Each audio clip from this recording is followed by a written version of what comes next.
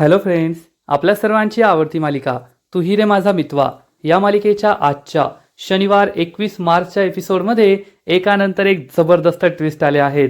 सगळ्यात आधी तर राजेश घरी परतला आणि मग राजेशने आपण एकदम परफेक्ट जावई आहोत, आपल्यासारखा जावई शोधून सापडणार नाही अशी नाटकं केली. अंजलीने प्रॉपर्टीचा जो हिस्सा मागितलाय त्याबद्दल मला काही माहीतच नव्हतं असं आवाहन त्याने अंजलीला समजावून सांगितलं. अंजली, तुला देवासारखा भाऊ, देवासारखी वहिनी मिळालीये, त्यांना कशाला त्रास देतेस, प्रॉपर्टीचा हिस्सा कशाला मागतेस? आणि मग आजी ही तर जावई बापूंवर फिदाच झाली.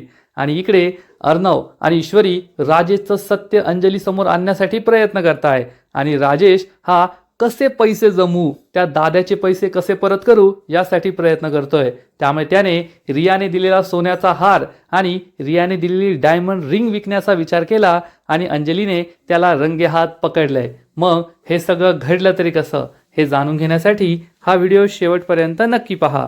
फ्रेंड्स, आजच्या एपिसोडच्या सुरुवातीलाच अर्णव आणि ईश्वरी आजीजवळ असतात, परंतु अर्णवला अंजलीची खूप काळजी वाटत असते आणि अर्णव म्हणतो, ताई बाहेर बसलीये का, मी तिला जातो, समजावतो आणि घरामध्ये घेऊन येतो. तर आजी अर्णवला थांबवते आणि म्हणते, थांब चिंटू, कुठेही जायची गरज नाहीये. जेव्हा नात्यांमध्ये प्रेम आणि विश्वास नसतो ना, तेव्हा आपण कितीही काळजी दाखवली, कितीही मनाने बोललो तरी समोरच्याला ते पटत नाही. सध्या अंजली तुझ्यावर खूप चिडलीये, त्यामुळे तू तिला कितीही काळजीने समजावण्याचा प्रयत्न केला की ताई घरात आहे, झालं गेलं विसरून जा, तरी अंजली तुझं काहीच ऐकणार नाही.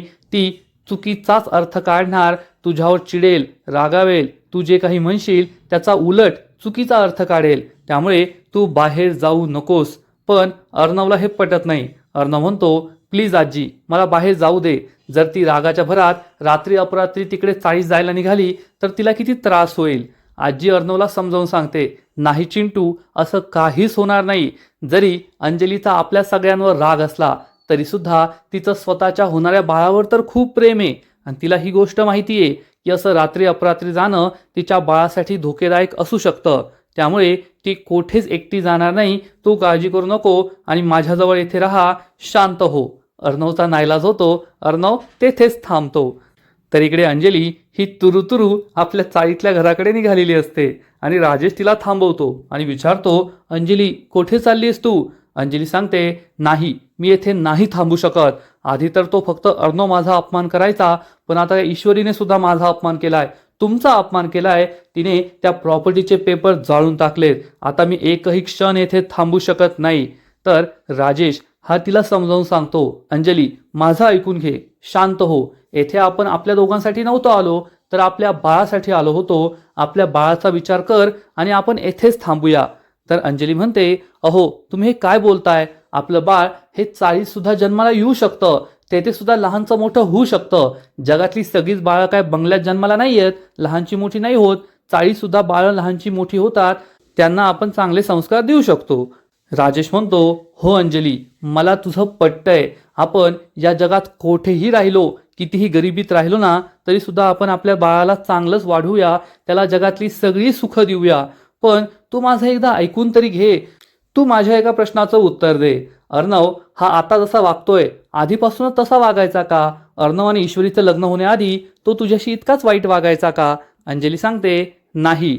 तेव्हा राजेश अंजलीला समजावून सांगतो, हे जे काही सगळं होतंय ना, ते फक्त त्या ईश्वरीमुळे होतंय. जेव्हापासून ईश्वरी आणि अर्णवचं लग्न झालंय तेव्हापासून ईश्वरीने अर्णवचे कान भरायला सुरुवात केली आहे. माझ्या विरुद्ध, तुझ्या विरुद्ध ईश्वरीने अर्णवचे कान भरले आहेत. त्यामुळे अर्णव असा वागतोय.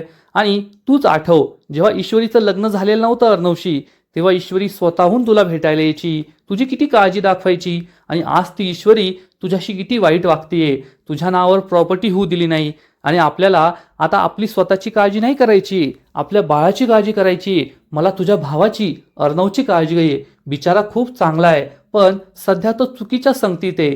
ती ईश्वरी त्याच्या आपल्या विरुद्ध कान भरतीये. आणि आपल्याला जर अर्णवला तिच्या तावडीतून सोडवायचं असेल तर आपल्याला येथेच राहावं लागेल. आणि आपण आपला हक्क का सोडायचा, या प्रॉपर्टीतला हिस्सा का सोडायचा? ही प्रॉपर्टी आपण आपल्यासाठी नाही मागत आहोत, आपल्या बाळासाठी मागतोय, त्याच्या भविष्यासाठी मागतोय. आणि आपल्याला आपल्या बाळाचं भविष्य सगळ्यात जास्त महत्त्वाचं आहे. माझ्या डोक्यात सगळा प्लॅन तयार आहे. तू फक्त माझ्याबरोबर आतमध्ये यायचं, मी जे काही म्हणेल त्याला होला हो म्हणायचं, दुसरं काहीच बोलायचं नाही असं म्हणून तो अंजलीला समजावून सांगतो. आणि तशीही अंजली ही फुकटीच आहे, तिला फुकटच्या प्रॉपर्टीवर मजाच मारायची आहे, त्यामुळे ती सुद्धा तयार होते आणि राजेशला मिठी मारते. राजेश चांगलाच खुश होतो. या बावट बायकोला गुंडाळणं माझ्यासाठी काही अवघड नाहीये असा विचार करून त्याला आनंद होतो. आणि इकडे आजीला बरं वाटत नसतं. ईश्वरी आजीला पाणी प्यायला देते. अर्णव तेथेच बसलेला असतो आणि तेवढ्यात मामा तेथे येतो. अर्णव विचारतो, मामा ताई बाहेरच आहे ना बसलेली? मामा सांगतो, मी आत्ता नाही पाहिलं, पण थोड्या वेळ आधी पाहिलं होतं तेव्हा ती शांत बसलेली होती. आणि ईश्वरी म्हणते, सरांची काळजी काही कमी होतच नाहीये सर, फक्त अंजली ताईंचीच काळजी करताय. अर्णव खरंच टेन्शनमध्ये असतो आणि अंजली बाहेर असेल की नाही, ती काय निघून गेली काय अशीच भीती त्याला वाटत असते. आणि अर्णव म्हणतो, वाटणारच ना, एकतर ती आपलं काही ऐकत नाहीये, तिला आपलं काही पटत नाहीये आणि ती घर सोडून गेली तर तिला घरी परत आणणं हे अशक्य होईल. आजी अर्णवला समजावून सांगते, अर्णव असं काहीच होणार नाहीये, उद्या गुढीपाडवा आहे, आपण सगळ्यांनी एकत्र आनंदात गुढीपाडवा साजरा करायचा. आणि मग मी अंजलीला समजावून सांगेल आणि तरीही तिने माझं नाही ऐकलं तर मग मी तिचे चांगलेच कान उपटेल, तिला धडा शिकवेल, मग ती माझं नक्की ऐकेल. हे ऐकून मामा खुश होतो आणि म्हणतो, आत्ता कसं सुभद्रा पाटील जाग्या झाल्या आहेत आणि जेव्हा खऱ्या सुभद्रा पाटील जाग्या होतात ना तेव्हा त्यांच्यासमोर कोणतंही संकट तग धरू शकत नाही, संकट घाबरून पळून जातो. मामा हसू लागतो. आजी म्हणते, बस झाला विनाश, बस झालं. सगळे खुश होऊन हसू लागतात. अर्णव आणि ईश्वरीच्या चेहऱ्यावर सुद्धा स्माईल येते. आणि इकडे राजेशने चक्क घरातील सगळ्यांसाठी गोव्यावरून गिफ्ट्स आणलेली असतात.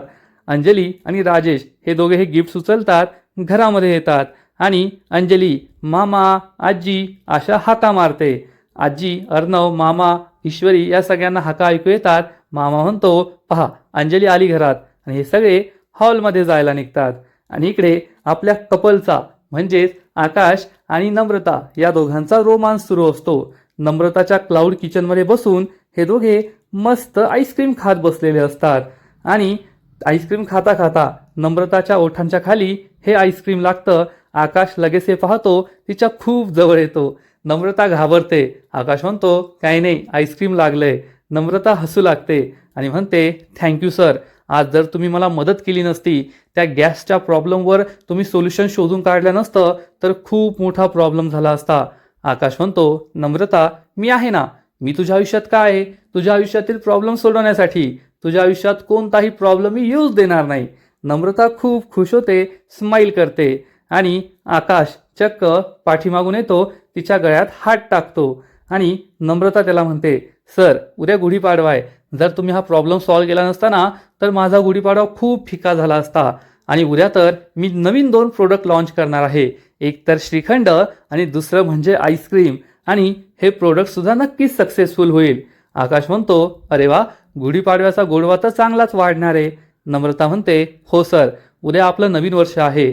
जसं आपण बिझनेसमध्ये नवीन काहीतरी लॉन्च करतोय तसं आपल्या आयुष्यात सुद्धा नवीन व्हायला हवं. आपण आपल्या नात्यात सुद्धा पुढे जायला हवं. आपलं नातं हे आणखीन घट्ट व्हायला हवं. आपण एकमेकांच्या जवळ यायला हवं.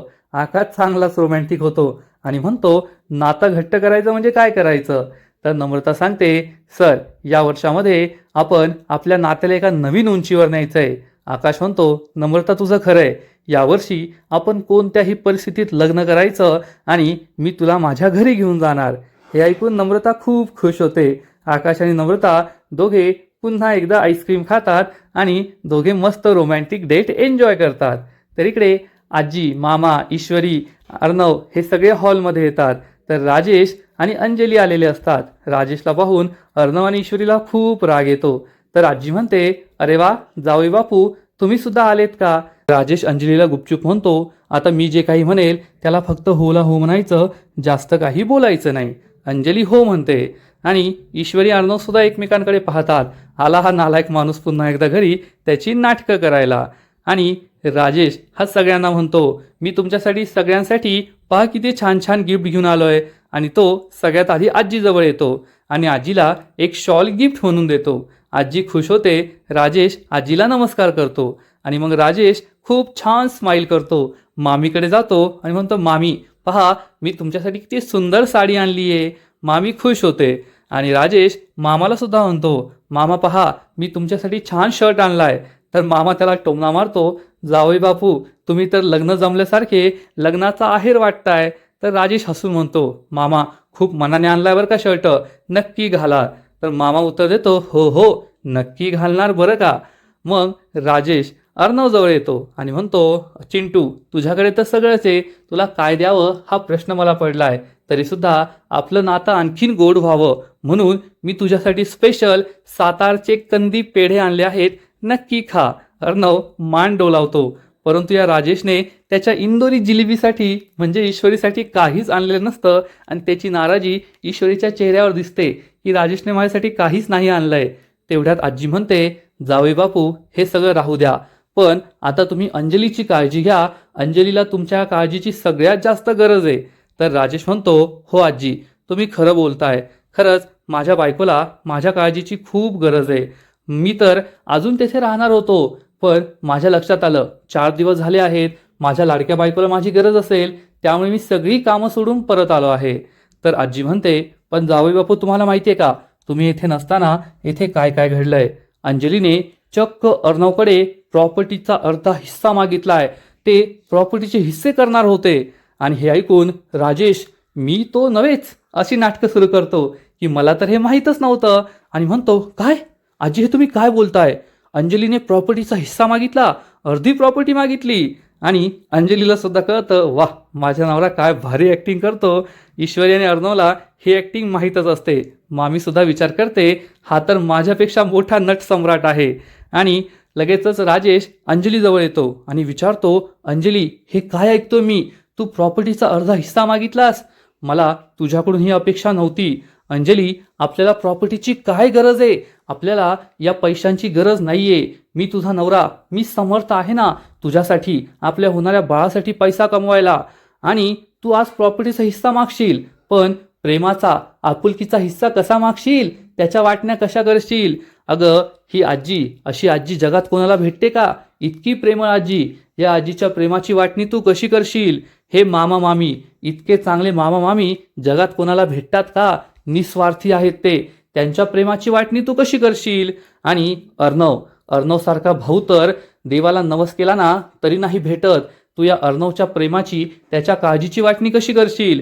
ही एवढी गोड, एवढी सुंदर अशी वहिनी तुला भेटली ईश्वरी, तिच्या प्रेमाची, तिच्या काळजीची वाटणी तू कशी करशील.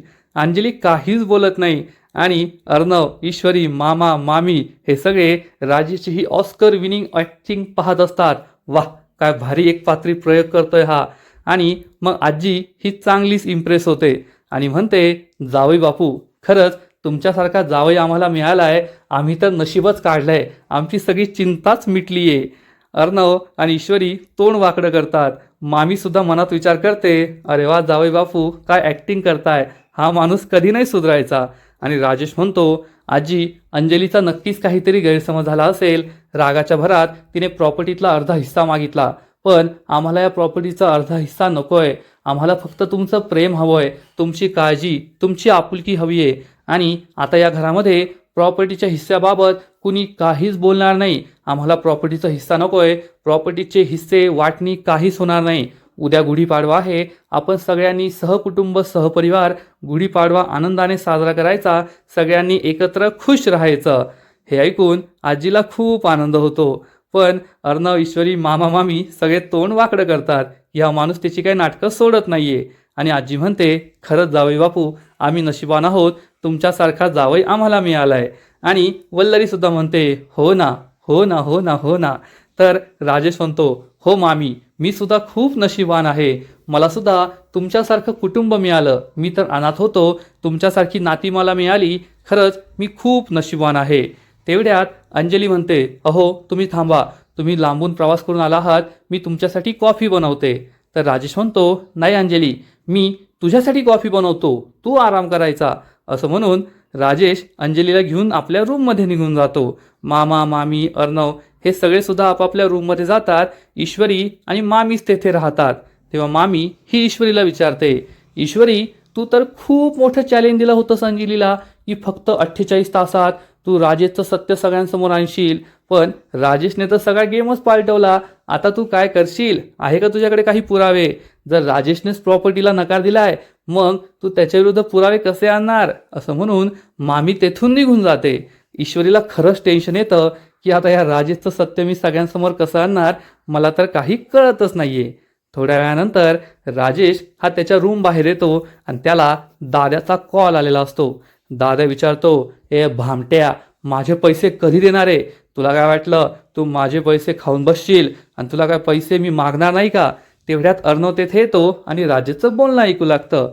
राजेश म्हणतो, ओ दादा, मी तुम्हाला म्हटलंय ना, मी उद्याच्या उद्या तुम्हाला पैसे देईल, तुम्ही नका काळजी करू आणि मला अशा धमक्या नका देऊ बरं का. तर हा दादा म्हणतो, ते तर मी घेणारच आहे उद्याच्या उद्या पैसे, आणि मला जर उद्या पैसे नाही मिळाले ना, तर परवा तुझं 13वं कसं घालतो ते पाहतच राहा तू. राजेश फोन कट करतो, खूप टेन्शनमध्ये येतो. आता या दाद्याचे पैसे कसे द्यायचे हाच प्रश्न त्याला पडतो. आणि तेवढ्यात अर्णव त्याच्या खांद्यावर हात ठेवतो. राजेश दचकून मागे पाहतो, तो खूप घाबरलेला असतो. पण अर्णवे हे पाहून त्याचा जीव भांड्यात पडतो की याला तर आपलं सत्य माहिती आहे, याला घाबरायची गरज नाहीये. आणि अर्णव विचारतो, काय झालं जिजू? तुमच्या चेहऱ्याचा तर पूर्ण रंग उडालाय. बाहेर तर खूप चांगली ऍक्टिंग करत होता की मी किती महान जावई बापू आहे, मग आत्ता का घाबरलाय? आता का तुमच्या चेहऱ्याचा रंग उडलाय? तर राजेश पुन्हा आपली ऍक्टिंग सुरू करतो. चिंटू, मी खरंच घाबरलोय, माझ्या चेहऱ्याचा रंग उडालाय, पहा ना मी कसा थरथर कापतोय. आता एवढा मोठा अर्णव राजेश शिर्के समोर आल्यावर माझ्यासारखा गरीब माणूस घाबरणारच ना. तर अर्णव चिडून म्हणतो, मी ना तुला सोडणार नाहीये. राजेश चिडून म्हणतो, नको सोडू, तुला कोण म्हणलं मला सोड? माझी तर इच्छा आहे तुम्हाला कधी सोडूच नाही, असंच पकडून ठेवावं, म्हणजे तुझ्या घरात मी मस्त मजा मारेल. पण मला तुला घाबरावं लागेल ना, कारण तू आणि तुझ्या बायकोने माझ्या बायकोला चॅलेंज दिलंय की माझं सत्य तिच्यासमोर आणणार, ते सुद्धा फक्त 48 तासात. कसं आणणार? आहे का एकतरी पुरावा तुमच्याकडे? अर्णव म्हणतो, मी ना तुझा आता कायमचा बंदोबस्त करणार आहे आणि तुला या घरातून हाकलून लावणार आहे. तर राजेश, हु, मी खूप घाबरलो, पहा मी कशी थरथर करतोय, अशी ऍक्टिंग करतो. ए देवा, मला या घराबाहेर नको काढू, या अर्णवच्या त्रासातून मला वाचव, अशी प्रार्थना सुद्धा करतो. आणि पुन्हा एकदा हसत हसत तेथून निघून जातो. या राजेशची ऍक्टिंग पाहून अर्णवला खूप राग आलेला असतो. याला कसं सहन करावं हा प्रश्न त्याला पडतो. अर्णव रूममध्ये येतो. ईश्वरी तिची कामं करत असते आणि अर्णव तेथे बेडवर जाऊन बसतो. त्याचं डोकं दुखत असतं, त्याला त्रास होत असतो. ईश्वरी हे पाहते आणि विचारते, काय झालं अर्णव सर, तुमचं डोकं दुखतंय का? अर्णव म्हणतो, हो. ईश्वरी म्हणते, दुखणारच ना, आज तुम्ही डोक्याचा खूप वापर केलाय, त्यामुळे तुमचं डोकं दुखत असेल. अर्णव चिडून म्हणतो, तू तुझी बडबड बंद कर, तुझ्या बडबडीमुळेच माझं डोकं दुखतंय. ईश्वरी म्हणते, झाले भडकुचन सुरू, लगेच भडकायला काही वेळच लागत नाही. सर तुम्ही थांबा, मी तुमच्या डोक्याची मस्त चंपी करून देते, म्हणजे तुमचं डोकं शांत होईल. ती अर्णवला उठवते, खाली बसवते, तेल घेऊन येते, अर्णवच्या डोक्यावर तेल मालिश करू लागते. अर्णव म्हणतो, थोडं प्रेशर कमी दे. ईश्वरी म्हणते, सर चंपी कशी करायची ना ते तुम्ही मला शिकू नका, मला सगळं जमतं. असं म्हणून ती अर्णवच्या डोक्यावर चंपी करू लागते, जोरात जोरात त्याचं डोकं दाबत असते. अर्णव म्हणतो, तुला सांगितलेलं कळत नाहीये का, प्रेशर कमी दे. पण ईश्वरी काही ऐकत नाही आणि प्रेशर देतच असते. अर्णव चिडून उभा राहतो आणि म्हणतो, मला काही चंपी वगैरे करून घ्यायची नाहीये. तर ईश्वरी त्याला थांबवते आणि म्हणते, सर तुम्ही अशी माझी चंपी सोडून जाऊ शकत नाही. ती अर्णवला बोट दाखवते. तर अर्णव तिच्या खूप जवळ येतो आणि विचारतो, काय करशील तू? ईश्वरी चांगलीच घाबरते, लाजते, कारण अर्णव तिच्या खूप जवळ आलेला असतो. आणि दोघेही एकमेकांच्या डोळ्यात हरून जातात. आत्तापर्यंत जे दोघे भांडण करत असतात ते दोघे एकदम शांत होतात, एकमेकांच्या डोळ्यांमध्ये हरून गेलेले असतात, एकमेकांच्या डोळ्यातच पाहत असतात. आणि बॅकग्राऊंडमध्ये तू ही रे माझा मितवा या मालिकेचं रोमॅन्टिक गाणं सुरू होतं. ईश्वरी आणि अर्णवचा हा रोमॅन्टिक सीन प्रत्येक एपिसोडमध्ये असतोच. दोघे एकमेकांच्या जवळ येतात, एकमेकांच्या डोळ्यात हरून जातात, लाजतात आणि पुन्हा एकदा तू कोण मी कोण असं त्यांचं सुरूच असतं. तेवढ्यात दोघे एकमेकांच्या खूप जवळ येण्याचा प्रयत्न करतात, पण ईश्वरी भानावर येते, लाजते आणि अर्णवपासून दूर होते. अर्णव सुद्धा भानावर येतो आणि आजचा एपिसोड येथेच संपतो. फ्रेंड्स, तू ही रे माझा मितवा या मालिकेचा आजचा एपिसोड खरंच खूप भारी होता. राजेश खूप दिवसानंतर घरी आला आणि तो किती चांगला जावई आहे याची प्रात्यक्षिकं त्याने सगळ्या घरच्यांना दाखवली. आजचा एपिसोड तर भारी होता, पण या मालिकेचा पुढील एपिसोड आणखीन भारी असणारे, आणखीन मोठा ट्विस्ट या मालिकेत येणारे. मग नेमकं घडणार तरी काय? तर पुढील एपिसोडमध्ये आपण पाहू, राजेश हा त्याच्या रूममध्ये असेल, पण त्याला टेन्शन नसणार. तो विचार करेल, चिंटुकल्या आणि माझी इंदुरी जिलेबी, तुम्ही दोघांनी माझं सत्य 48 तासात बाहेर काढायचं ठरवलंय, पण तुम्हाला माझ्याविरुद्ध काही पुरावे सापडणार नाही, कारण हा राजेश एकही पुरावा मागे ठेवत नाही आणि माझं सत्य बाहेर काढणं शक्य नाही तर अशक्य आहे. पण या राजेशला माहिती नाहीये की अर्णवने चक्क दाद्याबरोबर सिटिंग करून ठेवली आहे. आणि जेव्हा दाद्या या राजेशचं सत्य सगळ्यांना सांगेल, सगळे पुरावे सगळ्यांसमोर आणेल, तेव्हा राजेशचा खेळ खल्लास होईल एवढं मात्र नक्की. पण राजेशला याबद्दल अजून काहीच माहिती नाहीये. तर इकडे अर्णव ईश्वरीच्या मांडीवर डोकं ठेवून झोपलेला असेल. ईश्वरी प्रेमाने त्याच्या डोक्यावरून त्याच्या केसातून हात फिरवत असेल आणि अर्णवला हेच टेन्शन असणार की राजेश विरुद्ध पुरावे गोळा कसे करायचे, ताईसमोर त्या राजेशचा खरा चेहरा कसा आणायचा. तेव्हा ईश्वरी ही अर्णवला सांगणार, सर यावेळेस आपल्याला असा फुल प्रूफ प्लॅन बनवावा लागणार आहे की त्या राजेशला आपल्या प्लॅनमधून बाहेर निसटताच नाही आलं पाहिजे. त्या राजेशचं सत्य आपण सगळ्यांसमोर लवकरात लवकर आणूया आणि ईश्वरी अर्णवला राजेश विरुद्ध आपला प्लॅन सांगणार. मग ईश्वरीने असा काय प्लॅन बनवलाय जो प्लॅन राजेशचं सत्य अंजली समोर आणू शकेल, हे पाहणं खूप इंटरेस्टिंग आहे. आणि इकडे राजेशच्या डोक्याला टेन्शन असणार, कारण दाद्याने त्याला फक्त एका दिवसाची मुदत दिली आहे आणि या एका दिवसामध्ये त्याला कोणत्याही परिस्थितीत या दाद्याचं कर्ज फेडायचंय, त्याचे पैसे द्यायचे आहेत. अर्णवकडे तर तो पैसे मागू शकत नाही, त्यामुळे त्याच्याकडे एकच मार्ग असेल आणि तो म्हणजे ही सोन्याची साखळी आणि डायमंड रिंग जी त्याला रियाने गोव्याला दिली होती.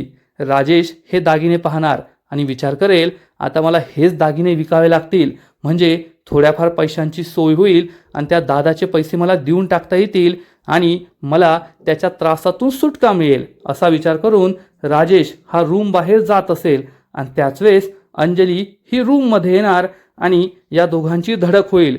अंजली ही राजेशच्या हातात पाहिल की त्याच्या हातात काहीतरी आहे आणि ती राजेशकडे संशयाने पाहणार. राजेश तुमच्या हातात काय?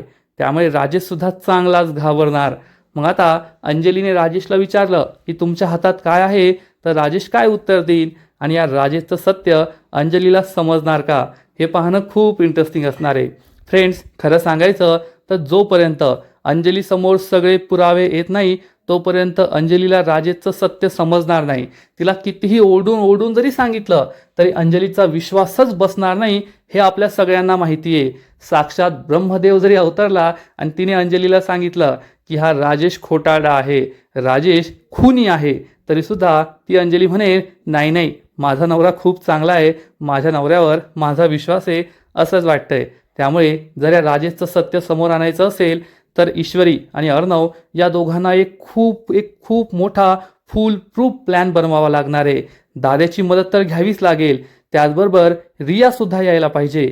रियाबरोबरचे चॅट्स असतील, फोटोज, व्हिडिओज असतील, या सगळ्या गोष्टी जेव्हा राजेश विरुद्ध अंजली समोर येतील तेव्हाच अंजलीचा विश्वास बसेल की राजेश आपल्याला आणि आपल्या सगळ्या कुटुंबाला फसवतोय, एवढं मात्र नक्की. तर फ्रेंड्स, आता नक्कीच असं वाटतंय की राजेशच्या पापांचा घडा भरलाय आणि लवकरच त्याचं सत्य सगळ्यांसमोर येईल. तर तुम्हाला सुद्धा तू ही रे माझा मित्वा ही मालिका आवडते ना? नक्कीच कमेंट करून सांगा. आणि या मालिकेचे असेच नवीन नवीन एपिसोड, नवीन नवीन अपडेट सर्वात आधी पाहण्यासाठी व्हिडिओला लाईक करा, शेअर करा, चॅनलला सबस्क्राईब करून बेल आयकॉनवर क्लिक करा, म्हणजे या मालिकेचे नवीन नवीन एपिसोड तुम्हाला सर्वात आधी पाहायला मिळतील. खूप खूप खूप धन्यवाद.